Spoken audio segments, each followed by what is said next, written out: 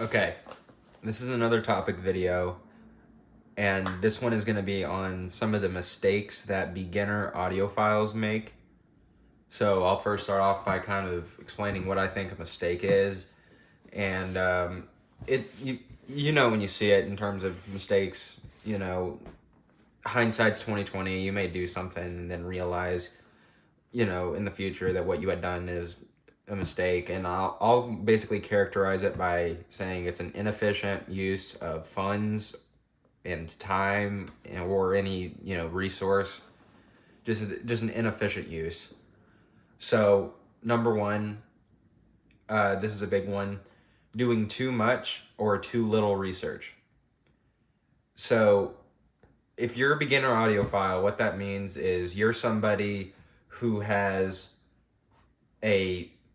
you like music clearly to some degree. This whole thing kind of revolves around music in particular. And so you like music, you enjoy music with whatever you've had, Skull Candy, Beats, AirPods, stuff like that. But whether or not you've heard of audiophilia and then became interested, or just had the natural, organic desire for enhanced sound quality, as you begin to look in that direction and you're wanting to take the leap into quality audio equipment, that would define you as a beginner audiophile. So doing too much or too little research, you need to do research. There's a balance, basically, is what this is about. You do need to do research, but doing too much will not serve you. You will just be overthinking things.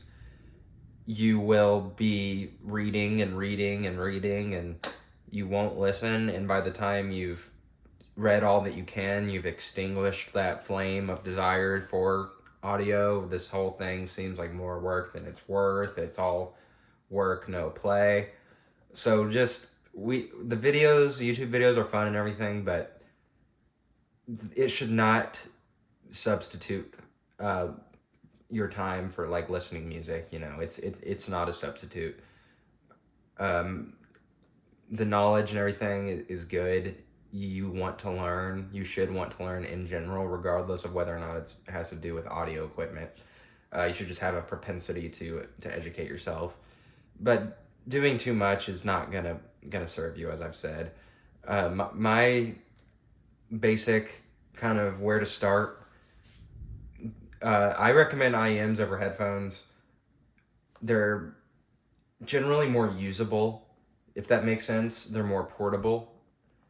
Clearly, they are easier to transport. They can be worn more discreetly. There's no real concerns of noise leakage or people hearing what you're listening to, or you hearing people while you're wearing them, because a lot of the good sets of headphones are open back, which is those have their own they draw their own pros and cons with open back headphones. However, IEMs, as far as I'm aware, there's not really any open back ones. If there is, that would be interesting. The only thing I could think of is this one Odyssey set, but I don't even know if that's open back in the classical sense of that. But basically, I recommend IEMs, and something just fairly neutral and inoffensive. That'll take a lot of the research and the strain on yourself out of it, is if you just start with something that's neutral. And from there, you may discover, wow, this is what I like. I like neutral. That's a thing that a lot of people really kind of learn as they go on, is that their preferences often aren't rigid, in the sense that what you prefer at the beginning of your audiophile journey is very seldom exactly what you prefer, as you progress. And a lot of people kind of have they think they have this appetite for bass, because any designation of sound quality that they've ever heard, up to that point, had to do with likely just a excess in quantity of bass, and somehow the you're listening to something superior if it's able to output this much bass or something, that has nothing to do with real, good audio, is just bass overload. So I recommend starting something neutral. You will, like I said, likely discover that your appetite for bass is not as immense as you probably thought it was. And from there, you can actually say, maybe I do want a little more bass. I need a little more treble energy. I need a little less. I like it dark, more relaxing. So you have an actual reference point if you start fairly neutral. And it just makes the whole buying decision easier, because stuff that's fairly neutral is, you don't have to overthink it too much. Some of these more niche IEMs and everything, it does feel like you're taking more of a risk when there's a more niche sound signature to it.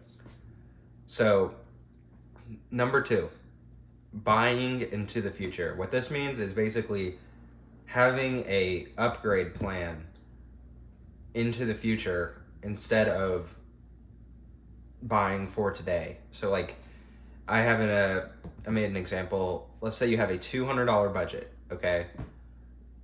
$200 total. So you need your source, which includes, like your phone, iPad, laptop, whatever, the DAC and amp, whether or not it's on board, it could be depending on the device, and then the headphones or IEMs. I use headphones and IEMs interchangeably. What's the best way to do this? Okay, I'll tell you what is not the best way to do this, which would basically be, all right, let's spend $100 on the headphones, half of our budget, and then $100 on the source equipment. Okay, that's not the way to do it. You need to spend the vast majority of your budget on the headphones. Either that or continue to save. So if you have a $200 budget and you have your $100 headphones and your $100 DAC, let's say your next upgrade cycle comes, you get your next paycheck, or whatever, you have your next $200 budget cycle for your upgrade. What can you do? Okay, you already have your $100 DAC, so let's say you buy $200 headphones. So you spent in total $400. You have a $100 DAC and then $200 headphones. That $100 set is now obsolete, right? So it just doesn't make sense to do it like that. You're leaving a quarter of your budget just out the door.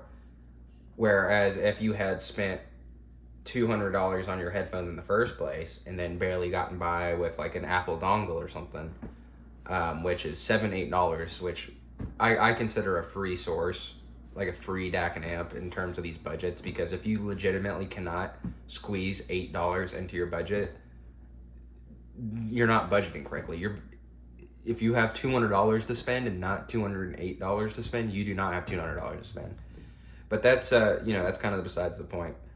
But basically, the headphones are going to matter the most. You want you want the most money into that, and everything else is kind of auxiliary.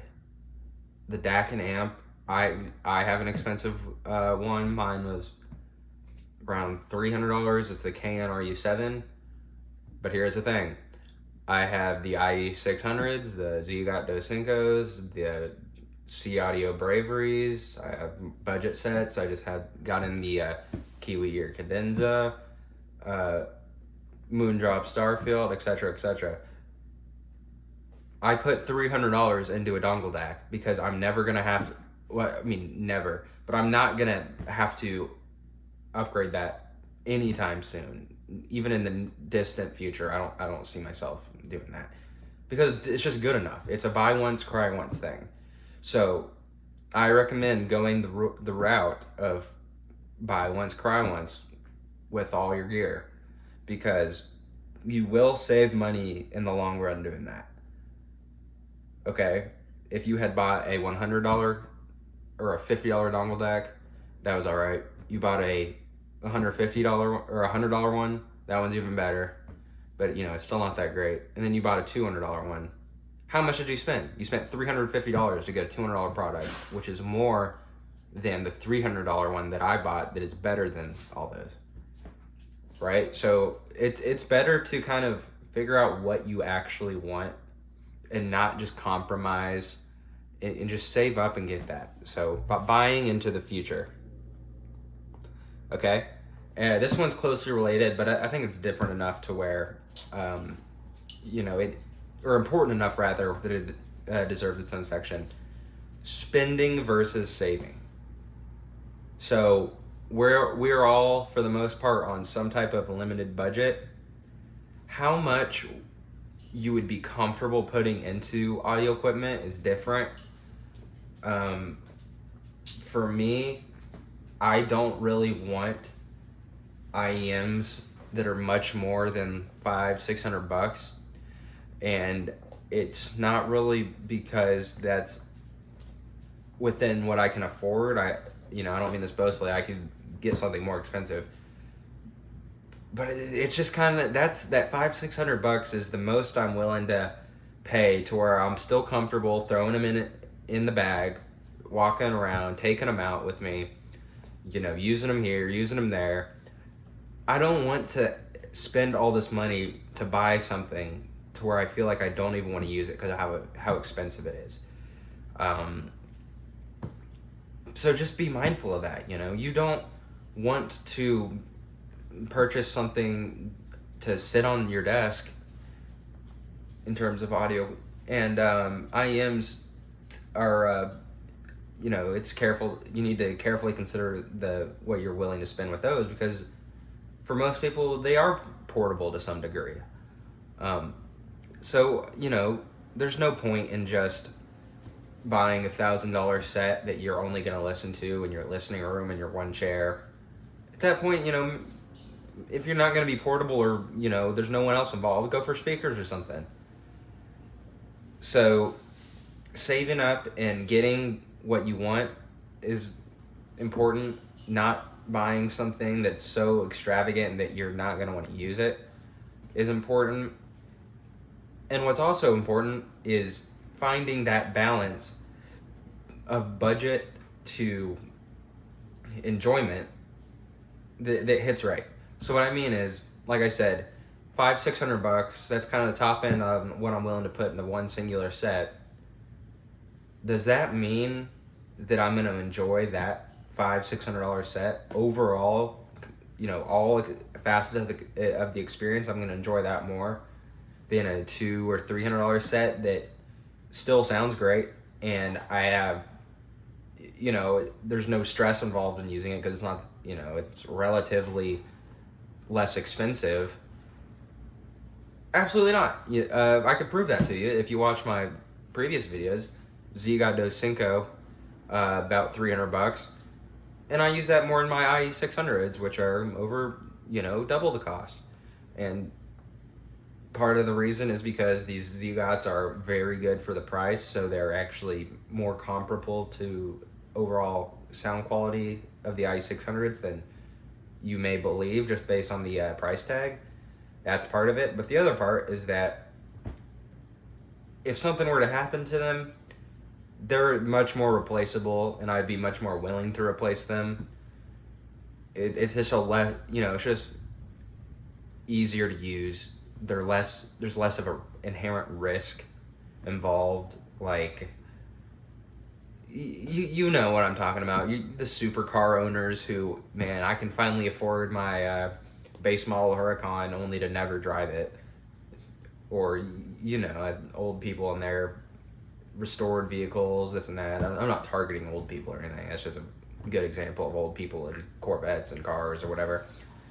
So yeah, strike a balance in your spending of something that's you're actually comfortable using and not just comfortable spending that much and compared to your bankroll. So number 4, spending before you know the true reality of your use case. So this is going to be kind of connected to a video I made on DAPs, digital audio players. If you're a beginner audiophile, I'll quickly detail what this is. We're going to use the Hy-B R4, for example. And what this is think of it like a beefed up iPod Touch, same concept as the iPod Touch. Runs Android. It has, you have an SD card slot for your songs. You have Type C charging, and then you have 3.5 millimeter and 4.4 balanced inputs. So this is just an iPod Touch. You stream your songs from it, and it has good onboard sound hardware. One of my things with these DAPs is, if you're only after the sound quality, if you're just a sound quality, if you want every one of your dollars going strictly to that, it makes more sense to go for a dongle DAC than one of these. But here's the thing. Let's say you buy a nice badass dongle DAC with your first set of IEMs, and you don't even have them in yet. You're getting it as a package deal. You don't know if your use case, as it turns out to be rather than you are imagining it, is going to make more sense for you to have one of these or not. Like, if you have an iPhone or something, you may want one of these. You really might, because the iPhones do not play nice with your audio shit, the audio equipment. If you have a PC or a laptop or this and that, it's just, there's just all these extra steps that you have to do in getting everything hooked up. Like, listening in bed can be a little annoying with the dongle DAC and my iPad Pro, and then the headphones and all that, rather than just having one of these. So I would kind of wait to see what your use case necessitates, rather than attempting to presume what you think it's going to be. Because I can tell you for myself that if I could necessarily cash in my KN-RU7 for its total retail value, I would probably do that and then put it towards a DAP, because there are legitimately advantages to this. But if you're only after sound quality, just go for the dongle. I still enjoy the dongle. I don't regret purchasing it. Now I'm kind of at this point where I can see the use case for myself and see that one of these would be beneficial, but does it really make sense for me to buy a high BR4, which, if anything, would have lower sound quality than the KN-RU7, and so I'm paying $250 to hear a downgrade? I don't know. You see, this is an example of me kind of putting myself into a pickle. And that's just something that you can avoid by waiting and kind of seeing things out. And at the time, when I bought it, it made a lot more sense for me to do a dongle, but nowadays it may make more sense for me to have a DAP. So that may be something I get in the future.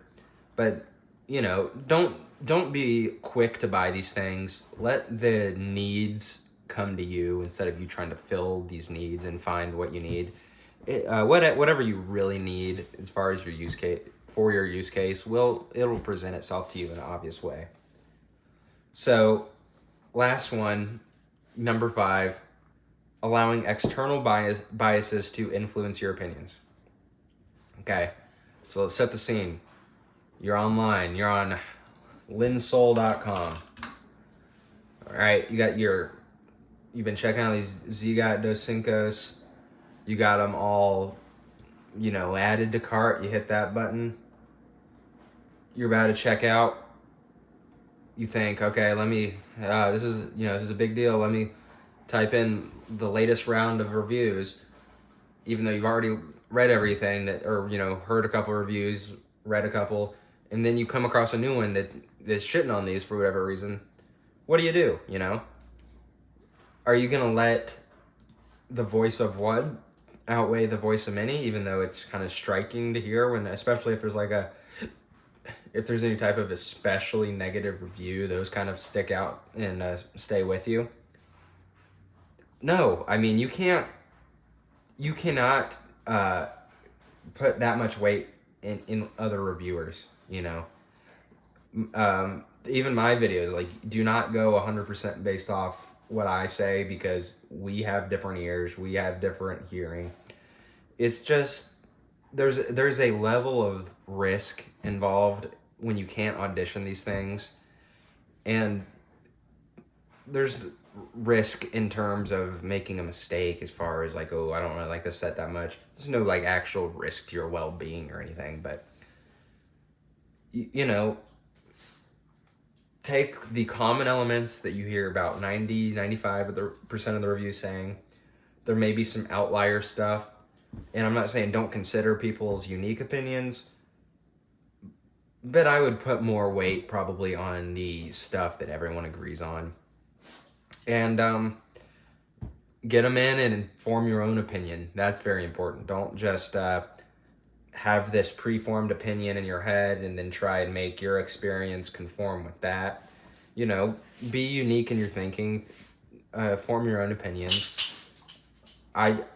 These sets, the Zigot dos Cincos is pretty much well reviewed. I don't think there's any major qualms people have with it. I know people can say the bass can be overbearing, but that's just to do with the foam tips. I cannot imagine you thinking that with something like the new SS tips. But all that to say, I actually prefer these far more than the general consensus. To me, these are amazing. This would be like a go-to, off-the-wall, off-the-rip recommendation to anybody would be these. I absolutely 100% recommend these. And I actually kind of feel less about these than most people. I think they're good. They're all right. They're not great. I don't see them breaking any boundaries, pushing any barriers. For $35, I think this is probably the cheapest thing that you can get that sounds halfway decent. But even then, I mean, it does sound good for the price, but it doesn't sound good in general because $35 is, it just costs more than that to get something good. So, just be conscious. Be aware of how much you're letting these reviews online or other people's opinions dictate your actions or what you're thinking. This is a fun hobby. You should be getting enjoyment out of listening to your music. And there's nothing wrong at all with going on to the site and picking something that, let's see. Oh, well, these are expensive. We can use an example. These look badass. These look sweet. They got tuning switches. Oh, that's cool. Let's try this. Right? There's nothing wrong with doing that. And there are return policies with all these companies and stuff. So the risk is fairly mitigated. If you can buy something from Amazon, I would just do that because their return policy is the easiest. But yeah, that's basically 5 mistakes to avoid. Don't overthink everything. Be smart with your money. Be smart with your money, especially at the entry level, because if your entry level $60 set is as great as you think it's going to be, if it lives up to that, you're going to want the $200 set that sounds, amazing. So just understand that if everything goes to plan when you're starting out, you're going to continue to upgrade. So just be smart. Don't be too quick to upgrade. There's no rush. The longer you wait, really the better off you are because the more your dollar is going to get you. Obviously, there's the inflation aspect to that, but this is an industry in which the prices are very competitive, and what was good for a price 2 years ago is pretty much obsolete now across the board. There's, maybe a handful of exceptions across the whole industry, but, pick what you want, have fun with it, listen to your music, listen to new music. Don't let this be some nagging, stressful chore. It should be fun. This is, when your wife is out looking at all the purses or whatever, and you don't even know how she enjoys it, and you're just sitting there and it's hell. Don't make this that for you, right? Have fun with it. So that's my advice, and thank you.